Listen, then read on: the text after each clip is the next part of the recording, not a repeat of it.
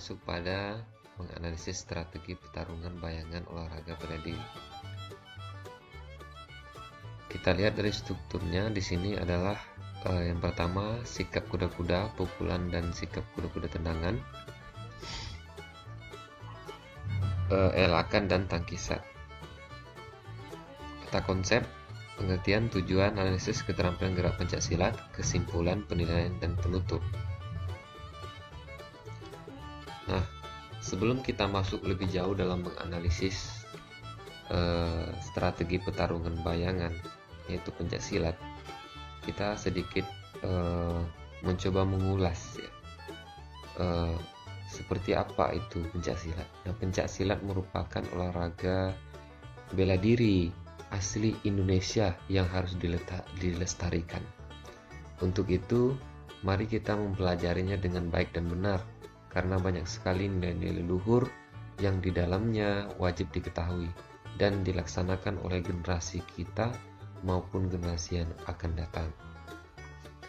Nah, dalam pencaksilat tentu kita tahu bahwa nenek moyang kita dahulu untuk mempertahankan sebelum Indonesia ini merdeka dengan menggunakan metode-metode tradisional. Nah, salah satunya adalah pencaksilat ini sebagai membela diri agar tidak terjadi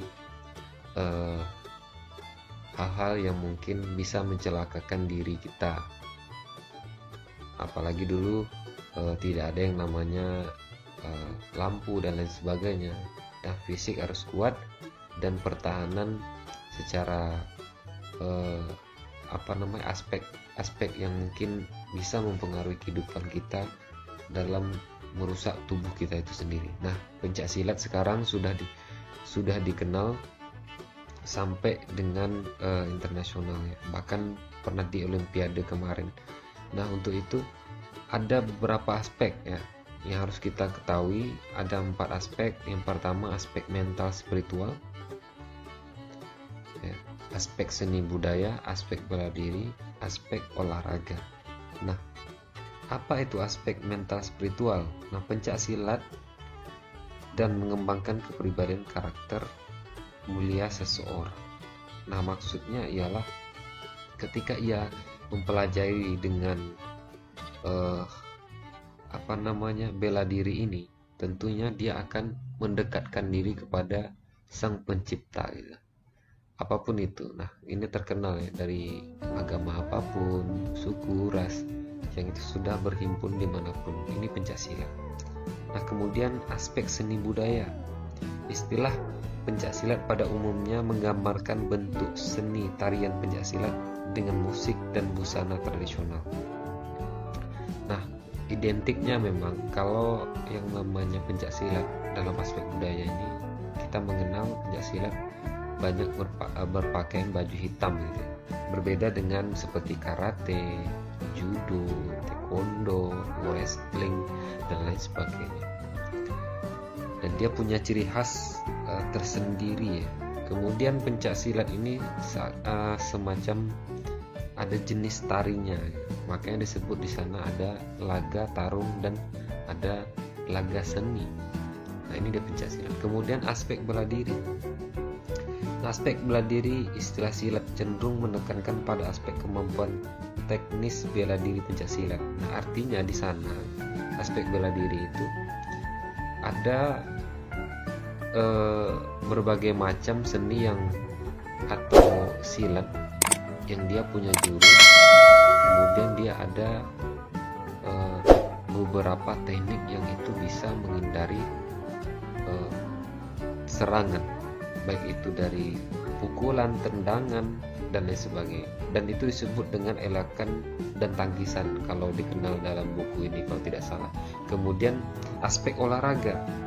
Nah, aspek olahraga ini berarti bahwa aspek fisik dalam pencaksilat ialah penting karena mencoba menyesuaikan pikiran dengan olah tubuh. Aspek olahraga meliputi pertandingan demonstrasi bentuk-bentuk jurus baik tunggal maupun ganda dan regu. Nah, disitulah kita mengetahui bahwa kenapa saya letakkan di sini aspek olahraga yang paling di atas. Karena pencak silat ini sudah, katakan sudah mendunia, dan dia wajib kita lestarikan, dan pencak silat ini sudah ada sejak dulu yang harus kita pertahankan, dan sekarang kita hanya melestarikan sebagai tugas. Nah, barangkali ini sebatas pengenalan tentang pencak silat. Nah, baik, kita lanjut saja dalam konteks menganalisis strategi pertarungan bayangan olahraga bela diri pencak silat. Nah, perhatikan gambar di bawah ini berhubungan dengan aspek kehidupan. Kita tahu bahwa pertandingan pencak silat yang identik tadi baju hitamnya ini seperti inilah pencak silat, dan mempunyai sabuk. Nah, kalau pencak silat ini biasanya identik dia ada spiritual tadi, yang dimaksud adalah menggunakan, dikenal ada tenaga dalam, tenaga luarnya mana, tenaga luarnya fisiknya, diperkuat fisiknya, tenaga dalam dan sebagainya. Nah, dalam aspek pertandingan pencak silat ini kita memahami ada beberapa juga yang mungkin kita ketahui.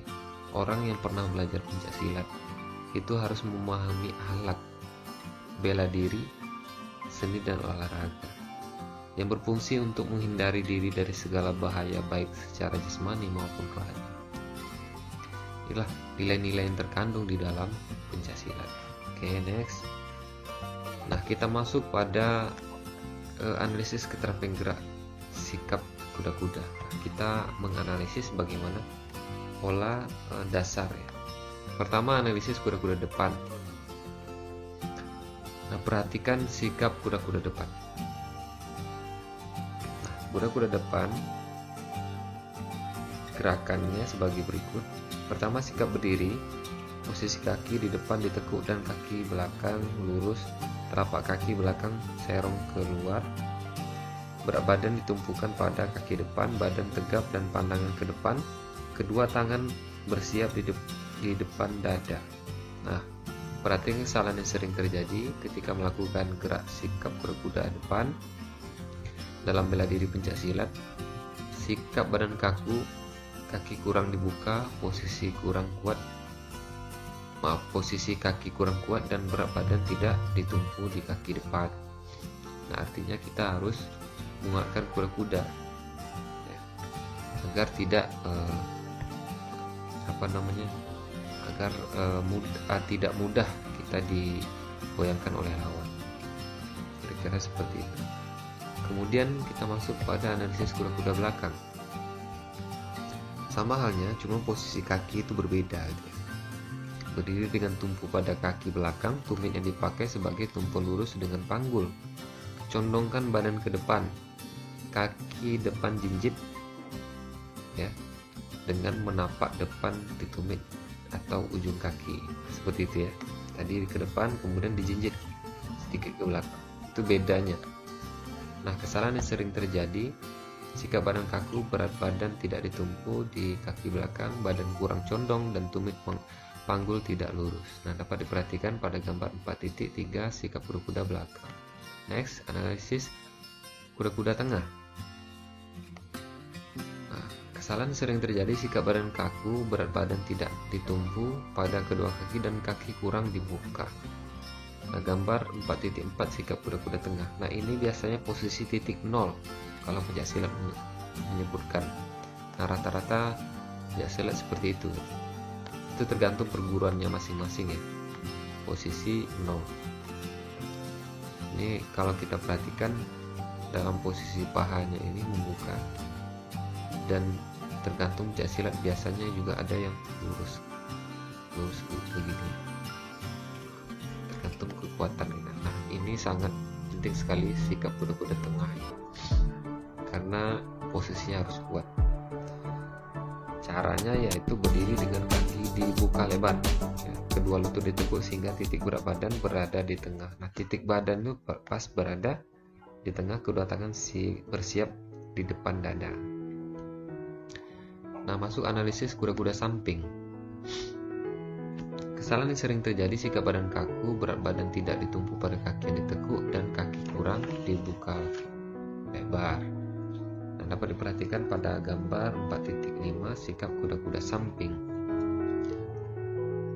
Ya, melakukannya yaitu berdiri dengan kaki dibuka lebar, salah satu kaki ditekuk dan kaki yang lain lurus ke samping. Berat badan ditumpukan pada kaki yang ditekuk. Ya, berat badan ini dan tumpukan pada kaki yang ditekuk. Oke, next. Nah, analisis kuda-kuda silang depan. Nah, kesalahan yang sering terjadi ialah sikap badan kaku, berat badan tidak ditumpu pada salah satu kaki. Kaki terlalu membuka dan badan kurang seimbang. Nah, ciri khas pencaksilat itu ada pada kuda-kuda inilah. Nah, mungkin pada karakter baik itu di luar dari pencaksilat yang dia tergabung dalam bela diri juga, itu jarang dia menggunakan sikap kuda-kuda silang seperti ini. Nah, ini ciri khas juga nih, salah satu ciri khas dapat dilihat dari 4.6 sikap kuda-kuda silang depan. Caranya berdiri tegak lurus dengan salah satu kaki di depan, atau ke belakang kaki yang lain. Berat badan ditumpukan pada salah satu kaki yang lain ringan sentuhan dengan ibu atau ujung jari kaki. Seperti itu ya. Dapat dilihat pada posisi jarinya, jemari harus posisi datar. Next, analisis kuda-kuda silang belakang. Nah, kesalahan yang sering terjadi sikap badan kaku, kaki terlalu membuka dan tidak menyilang, dan badan tidak seimbang. Nah, posisi ini dapat diperhatikan. Biasanya ini digunakan untuk menendang circle atau tendangan lingkaran ini. Nah, ini banyak digunakan untuk analisis kuda silang belakang. Nah, caranya berdiri menyamping, salah satu kaki berada di belakang dengan keadaan menyilang dan kaki tumpuan ke belakang. Badan tetap lurus agar tetap seimbang. Oke, next kita masuk pada aktivitas pembelajaran gerak sikap kuda-kuda. Nah, dari gambar ini saja kita bisa melihat bahwa secara berpasangan dengan membentuk gaya kuda-kuda masing-masing, boleh menggunakan kuda samping, depan, belakang, dan sebagainya. Nah, ini berpasangan, namun berirama gitu, antara seperti ini saya sebutkan, sabuk biru, merah, katakanlah ini hitam, membentuk berbagai macam bentuk kuda. Boleh berkombinasi dengan bentuk yang sama, boleh juga bervariasi, tergantung, agar bisa melihat kawan sebelah untuk bagaimana melakukan sama-sama. Siapa yang bisa bertahan dengan posisi kuda-kuda seperti itu dengan berapa detik gitu. Nah, inilah gambar 4.8 aktivitas belajar gerak sikap kuda-kuda. Oke, next kita masuk pada analisis keterampilan gerak pukulan. Nah, kesalahan ini sering terjadi sikap badan kaku, kaki kurang dibuka, posisi kaki kurang kuat, ya. Badan tidak seimbang, pukulan kurang kuat, dan tangan tidak mengepal dan lungkup. Nah, ini pada posisi pukulan. Nah, ini macam-macam ya, ada pukulan depan lurus tapi depan. Nah, ini tergantung perguruannya juga. Ini berbagai macam sebutannya.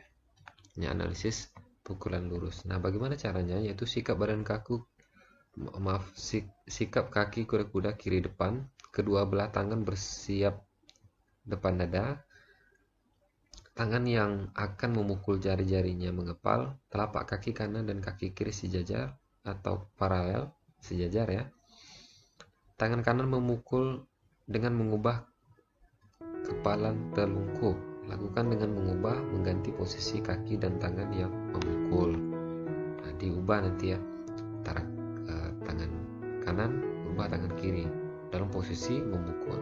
Itu seperti itu latihannya. Nah, kita masuk pada analisis pukulan mandul. Nah, kesalahan kesalahan yang sering terjadi, sikap kuda-kuda tengah kurang baik, kaki kurang dibuka, posisi kaki kurang kuat, badan tidak seimbang, ayunan atau pukulan kurang kuat, dan tangan yang memukul tidak mengepal. Nah, cara melakukannya, sikap kaki kuda-kuda tengah, kedua belah tangan menyilang depan dada, tangan yang akan memukul jari-jarinya mengepal, ayunkan tangan yang memukul ke depan dengan kepalan telungkup. Tangan yang satu lagi tetap menutup badan sendiri. Lakukan dengan mengubah mengganti tangan yang memukul. Next, analisis pukulan tegak. Kesalahan yang sering terjadi, sikap kuda-kuda tengah kurang baik, kaki kurang dibuka, posisi kaki kurang kuat, badan tidak seimbang, pukulan kurang kuat, dan tangan yang memukul tidak mengepal tegak. Dapat diperhatikan pada gambar 4.11 pukulan tegak. Cara melakukannya, sikap kaki kuda-kuda tengah, posisi kuda-kuda tengah, kemudian kedua belah tangan bersiap di depan dada, tangan yang akan memukul jari-jarinya mengepal, tangan kanan memukul ke depan dengan kepala tegak, tangan yang satu lagi tetap menutup badan sendiri. Nah, lakukan secara bergantian. Nah, bedanya tadi pukulan lurus dengan tegak ini apa? Sedikit ke atas, seperti itu. Next, analisis pukulan melingkar. Kesalahan yang sering terjadi, sikap kuda-kuda tengah kurang baik, kaki kurang dibuka, posisi kaki kurang kuat, badan tidak seimbang, ayunan atau pukulan kurang kuat, dan tangan yang memukul tidak mengepal tegak ya. Nah, cara melakukannya, sikap kaki kuda-kuda tengah, kedua tangan menyilang di depan dada, tangan yang akan memukul jari-jarinya mengepal, ayunkan tangan yang memukul secara melingkar dari sisi kiri depan kanan dengan kepalan tegak, tangan yang satu lagi tetap menutup badan sendiri. Lakukan secara bergantian. Nah, itu dapat diperhatikan pada gambar 4.12 pukulan melingkar. Nah, dalam posisi ini kita bisa lihat untuk bagaimana aktivitas pembelajaran gerak pukulan. Nah, ini posisinya bergantian ya.